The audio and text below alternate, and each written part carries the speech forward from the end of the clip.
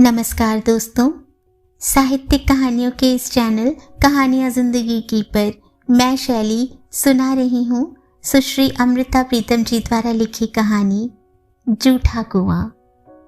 आगे बढ़ने से पहले हमेशा की तरह आप सबसे अनुरोध है कि अगर चैनल पर पहली बार आए हो या अब तक ना किया हो तो चैनल को सब्सक्राइब करना बिल्कुल ना भूलें।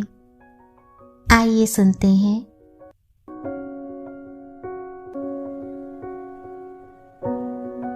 प्यास से मेरे होंठ कटे जा रहे थे।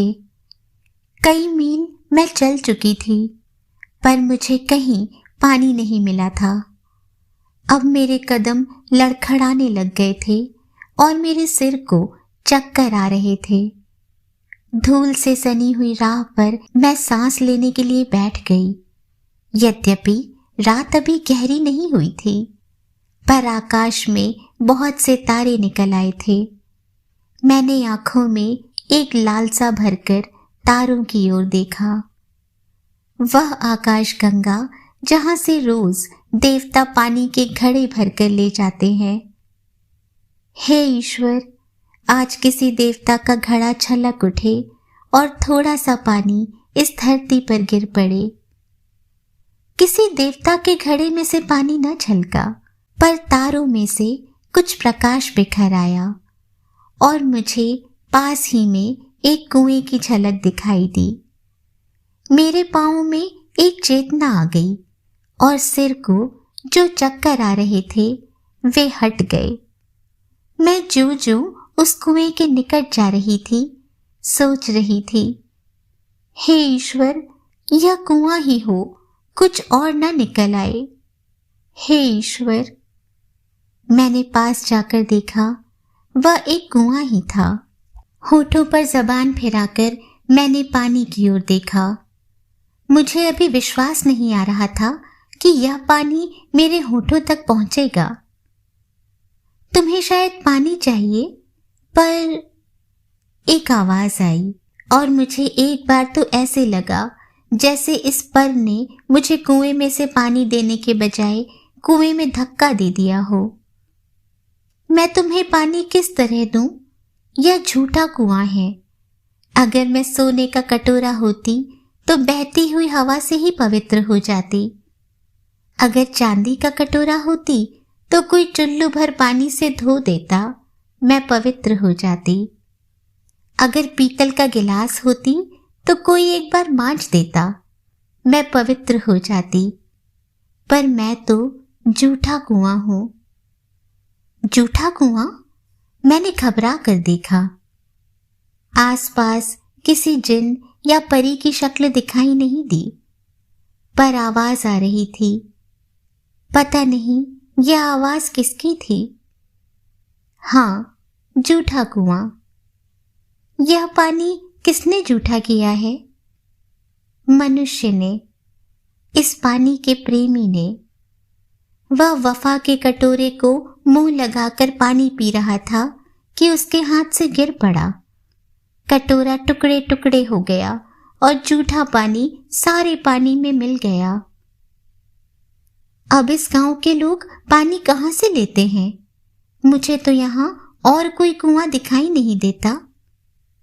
मैंने देर तक यह फैसला किए रखा कि अपना झूठा पानी किसी को न दूं, पर हमारे गांव के लोग प्यास से घबरा गए और फिर आवाज बहुत मध्यम हो गई और एक आह भरकर कहने लगी, मैंने बहुत सपने देखे थे।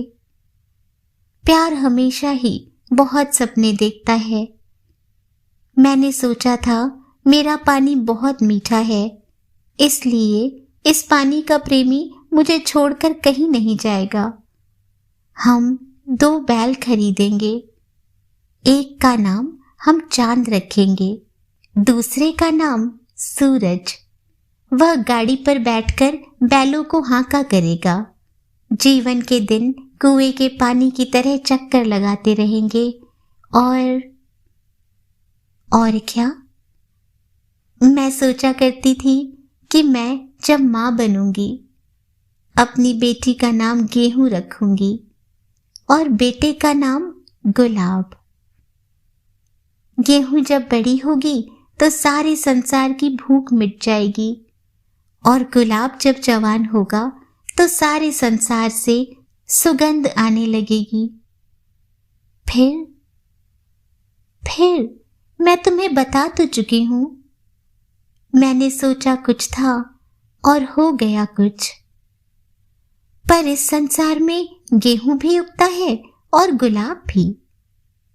यह वह गेहूं नहीं है जिसे मेरी कोख से जन्म लेना था, मोहब्बत की कोख से, और ना यह वह गुलाब है।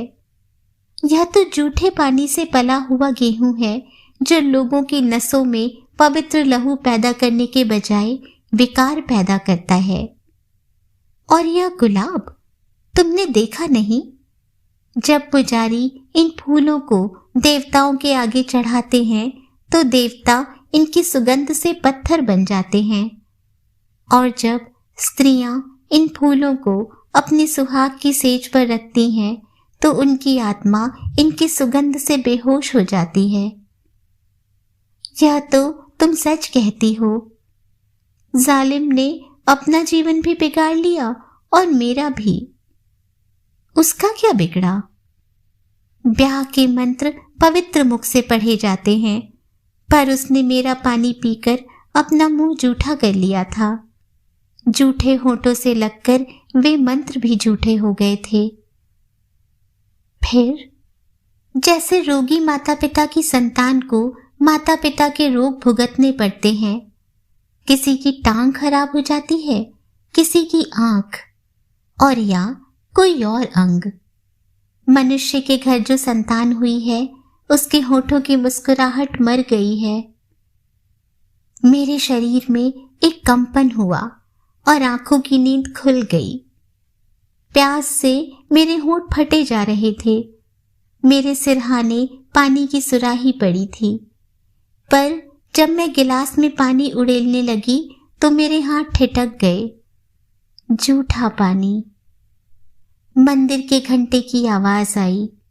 पुजारी शायद फूलों की थाली भरकर देवताओं की आरती उतार रहे थे। मुझे ख्याल आया, जूठे पानी से पले हुए फूलों की सुगंध से देवता पत्थर बन गए हैं। पहले तो यह सच और झूठ तो अलग अलग कर सकते थे, भक्ति और श्रद्धा की लाज रखा करते थे, दलितों और पीड़ितों का सहारा हुआ करते थे। लेकिन अब इन्हें न कानों से सुनाई पड़ता है, न आंखों से दिखाई देता है। ये सचमुच ही पत्थर के हो गए हैं। स्त्रियों की एक गाती हुई टोली गुजरी। तारों की छाया में वे स्त्रियां एक नवविवाहिता लड़की को ससुराल के घर से चक्कर लगाकर आई थीं। सुहाग की सेज, फूलों की सुगंध और आत्मा की बेहोशी। मैं देर तक इन्हीं विचारों में लीन रही।